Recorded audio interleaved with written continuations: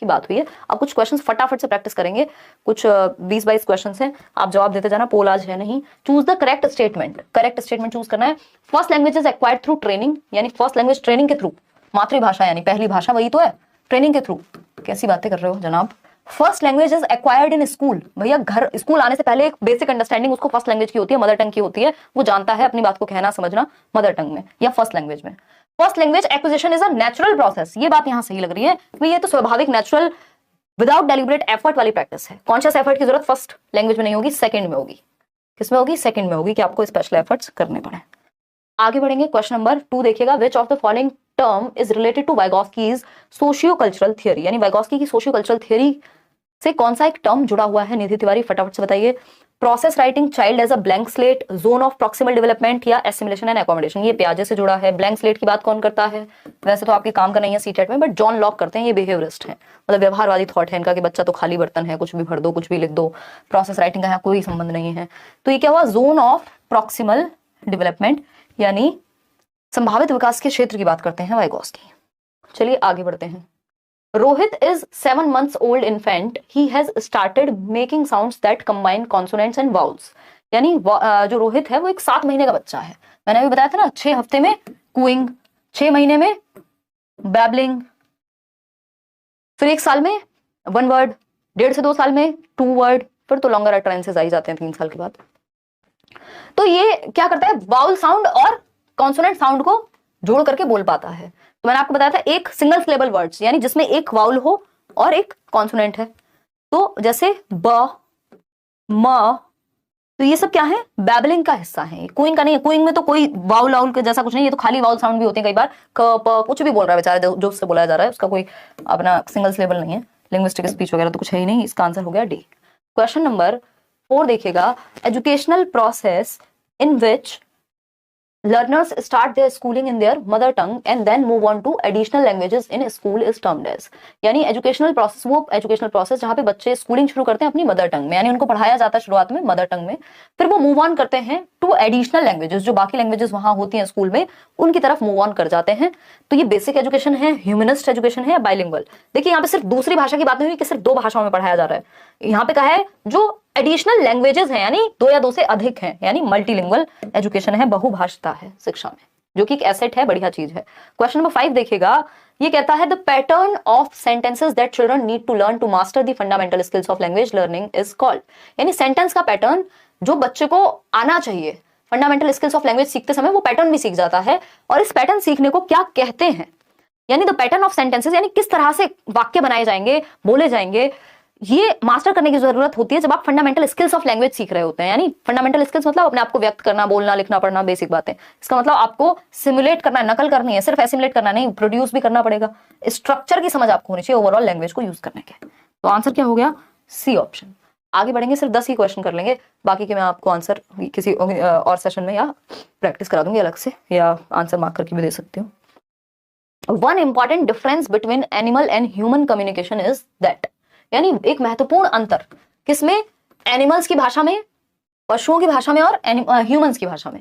तो animals can communicate emotions, हाँ, humans can communicate emotions, ये तो अंतर क्या है? तो सेम बात है। Animals communicate to ensure their own welfare या human communicate to ensure their own welfare?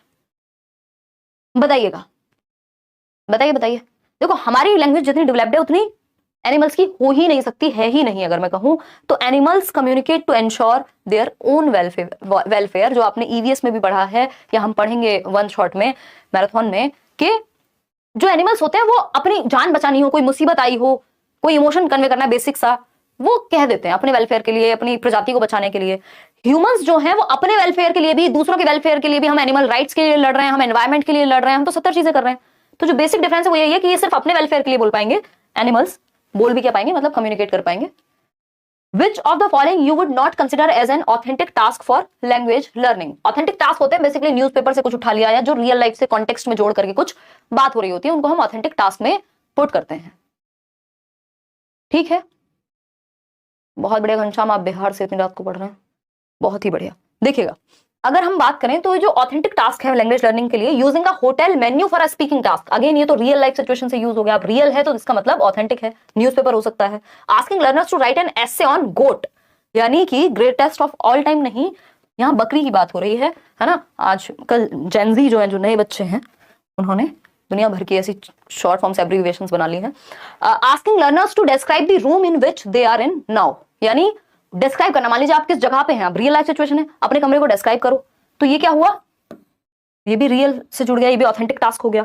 Asking learners to listen to a film song they like and write the meaning of the same, again ये भी real हो गया। कोई newspaper पढ़ के कुछ पता करना था, वो भी रियल हो गया।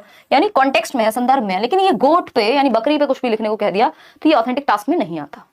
तो B option is the right answer, क्योंकि यही गलत है और जो गलत है वही सही है, क्योंकि पूछा ही गलत है। तो बी ऑप्शन। नॉट वाले क्वेश्चंस पे तो बहुत ध्यान रखना है। Bilingual mode of teaching learning makes use of the learners native language and simultaneously, यानी जो द्विभाषीय आपका अधिगम और शिक्षण की प्रक्रिया है, उसमें एक तो नेटिव लैंग्वेज होती है बच्चे की, और दूसरी भाषा कौन सी होती है ये पूछा है। इंस्ट्रक्शन इन L1 प्रोवाइड्स एडिशनल इंस्ट्रक्शन इन L2। L2 का मतलब क्या, लैंग्वेज 1 लैंग्वेज 2। लैंग्वेज 1 क्या होगी, मदर टंग। लैंग्वेज 2 कोई भी टारगेट लैंग्वेज या सेकंड लैंग्वेज जो भी स्कूल सिखा रहा होगा। Teachers sign language, learns universal grammar. यार देखो, बाइलिंगुअल का मतलब है प्रॉपर कोई दूसरी लैंग्वेज होगी, साइन लैंग्वेज नहीं। तो प्रोवाइड्स एडिशनल, अब ये साइन लैंग्वेज अगर है भी तो इसको भी L2 की तरह ट्रीट करेंगे। तो एडिशनल इंस्ट्रक्शन इन L2, अब ये साइन लैंग्वेज हो नॉर्मल हो कोई मतलब नहीं है। तो प्रोवाइड्स एडिशनल इंस्ट्रक्शन इन L2, यानी लैंग्वेज 2 में जो नेटिव लैंग्वेज है वो तो लैंग्वेज 1 हो गई, वो तो है ही साथ में, उसको तो यूज कर ही रहे हैं। दूसरी भाषा एडिशनल इंस्ट्रक्शन उसमें यूज कराएंगे जो भी टारगेट लैंग्वेज होगी या स्कूल की लैंग्वेज होगी। तो बी ऑप्शन। बाइलिंगुअल का मतलब ये है। मल्टीलिंगुअल में कई भाषाएं होती हैं। रीजनल डायलेक्ट, रीजनल डायलेक्ट हुआ आपका जो भी क्षेत्रीय बोली है। अच्छा एक चीज याद रखिएगा, एक ओवर जनरलाइजेशन का कॉन्सेप्ट चलता है कि बच्चा गो को वेंट लिखने की जगह सेकंड फॉर्म इसी में ईडी लगा देता है, तो ये ओवर जनरलाइज कर रहा है वो किसी रूल को। इसका मतलब ये है, a regional dialect is speech characterized of a language in a region, language of a state और country, language with a script of a region, the written language and literature of a region. देखिए dialect की बात हो रही, बोली है ना, तो यहाँ पे रिटन की बात नहीं होगी। आपको अभी ईवीएस के नोट्स मेरे को फाइनल पढ़ के देना है रात रात में। यार कल कैसे मैराथन करेंगे, कर लेंगे, चलो कोई दिक्कत नहीं है। ये 2-4 दिन की मेहनत है, आप लोगों को पूरा हेल्प मिल जाएगी उस चीज़ से ना। अभी तो थोड़ा सा भारी पड़ेगा। एक्चुअली होता क्या है, बहुत लगातार क्लासेस ना, छुट्टी होती ही नहीं है, कभी होती है तो उसमें भी काम इतने होते हैं, ओवर वर्कड हैं हमारे जैसे लोग। ठीक है ना, क्लियर है। चलें आगे, देखिएगा पेन कहाँ गया, ये रहा। रीजनल डायलेक्ट मतलब क्षेत्रीय बोली कोई। तो speech characteristics of a language in a region, अब ये स्टेट हो कुछ भी हो, जो भी क्षेत्र है उसकी बात हो रही है रीजनल डायलेक्ट में। पूरे स्टेट की बात नहीं होगी, कंट्री की बात नहीं होगी, फिर तो वो लैंग्वेज हो जाएगी। डायलेक्ट क्यों कहलाएगा, बोली थोड़ी कहलाएगी। ठीक है ना, एक स्क्रिप्ट, ये स्क्रिप्ट हो इसकी जरूरी नहीं है इस बोली की, प्रॉपर स्क्रिप्ट आपकी भाषा की होती है। कुछ बोलियां हैं फिर वो भाषा बन जाती हैं। The written language and literature of a region, अब लिटरेचर आ गया तो फिर तो वो डायलेक्ट नहीं लैंग्वेज बन जाएगा। तो speech characteristics of a language in a region. Question number 10 देखिएगा, which of the following is true of sign language, यानी साइन लैंग्वेज के बारे में कौन सी एक बात सही है। शुरुआत में बात की थी हमने लैंग्वेज फॉर्म्स के बारे में, भाई ओरल होती है, रिटन होती है, फिर जो लोग डेफ हैं, किसी को डिसेबिलिटी है, या साइन लैंग्वेज भी होती है जिसमें संकेतों के माध्यम से अपनी बात को व्यक्त किया जाता है। ठीक, तो there is only one sign language in the world. अलग अलग है, एक ASL बोला जाता है, अमेरिकन साइन लैंग्वेज। इसी तरह से ऐसा नहीं है कि एक ही साइन लैंग्वेज है दुनिया में, अलग अलग क्यूज, अलग अलग चीजें हो सकती हैं।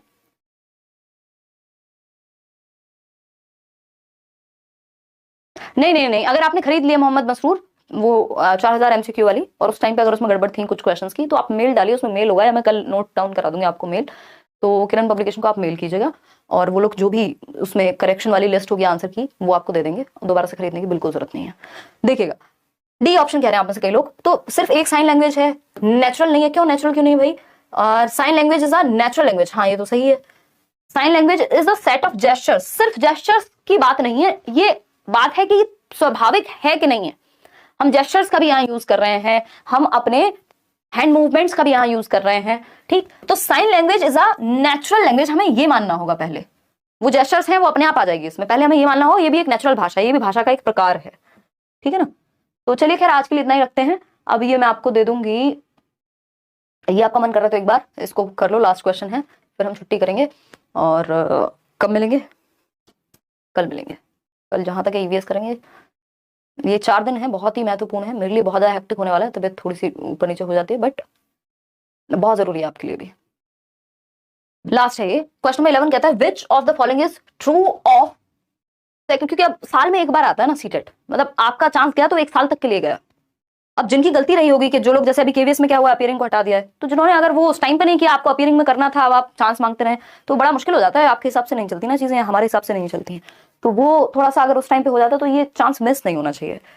विच ऑफ द, मेहनत थोड़ी एक्स्ट्रा हो जाए कोई दिक्कत नहीं है। Which of the following is true of second language learning with reference to first language, यानी कौन सी बात सही है दूसरी भाषा को सीखते समय पहली भाषा के विषय में। तो second language is interferences in the learning of first language, यानी इंटरफियर करती है जो सेकंड लैंग्वेज है। देखिए हम इसको एसेट या रिसोर्स की तरह मानते हैं, ट्रांसफर करने वाली एबिलिटी की बात की थी शुरुआत में, इसको हम इंटरफेरेंस की तरह नहीं मानते। First language supports the learning of second language, हाँ ये बात पॉजिटिव है, फिर भी देख लेते हैं। फर्स्ट लैंग्वेज इंटरफियर नहीं करेगी, इट इज करेगी भी तो आपको उसको देखना है, पॉजिटिवली लेना है। ये गार्ड अंकल क्या हो गया, इतनी सीटी बजा रहे हैं। It is not possible to learn many languages at a time, बिल्कुल सीख सकते हो आप, एक से अधिक भाषाओं को एक्वायर भी कर सकते हो, सीख भी सकते हो। बहुत सारी पॉलीग्लॉट्स बहुत सारे हैं जिनको एक से अधिक मतलब कई भाषाएं आती है, एक बोल रही हूँ, 2 या 2 से अधिक भाषाएं आती हैं। 28 को एग्जाम आप क्या करें, मैराथन से पहले का 2021 का देखा है, अब ये न्यू वाले देखूं और पीवाईक्यू ऑनलाइन का 8-9 सेट सॉल्व की हूं और न्यू लगाऊं। हाँ इतना ही कर लो, बहुत मोर देन इनफ है। एक तो जो नोट्स दिए हुए हैं ना, नोट्स है ना अपने पास, तो ये नोट्स मल्टीपल टाइम्स रिवाइज करके जाने पेपर में। ये ऐसी चीज है कि आप अपने व्हीकल पे भी जब जा रहे हैं या बस में भी बैठे हैं या वहां सेंटर पे भी बैठे हुए हैं, तो ये मान लो जैसे 10 पेज के नोट्स हैं, उसके बाद फिर आपकी इसमें क्वेश्चंस हैं, तो ये इतने कंसाइज हैं कि आप बिल्कुल एंड मोमेंट पे भी 10 से 15 मिनट में रिवाइज कर सकते हो अगर आपने ये पहले से पढ़े हुए हैं। तो रिवीजन मल्टीपल टाइम्स करना है, क्योंकि जितने भी की पॉइंट्स हैं वो सब हैं। दूसरा, आप मैराथन देख ही रहे हो, यही मैराथन देख लो और प्रीवियस ईयर, और कुछ नया नहीं करना है इस टाइम पे ना। बहुत ज्यादा मॉक और इस सब के चक्कर में पढ़ना है कि नए क्वेश्चन करने बैठ जाओ, वो आपको कंफ्यूज भी कर देंगे, उस टाइम पे उनका कोई खास बेनिफिट है नहीं, क्योंकि वही प्रीवियस ईयर ही रिपीट होने हैं।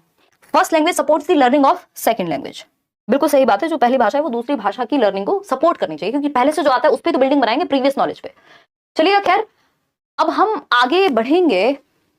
आपका मन है तो ये सॉल्व कर लीजिए। Competency based language teaching aims at, developing the ability to use language in a defined context like education, work, personal और प्रोफेशनल डेवलपमेंट। फटाफट से बताओ, नहीं तो अब हम छुट्टी कर सकते हैं, अब इसको आखिरी कर देते हैं। मैं कुछ नाम वाम पढ़ लेती हूँ आप लोगों के, और अभी के लिए तो इनफ हो गया, अब छुट्टी करते हैं, कल मिलेंगे। रात के बज गए 12:10। गुड मॉर्निंग कर देती हूँ मैं आप लोगों को, क्रिसमस हो गया है ना। चलिए आगे बढ़े, चलिए ये करना है या छोड़ देना है?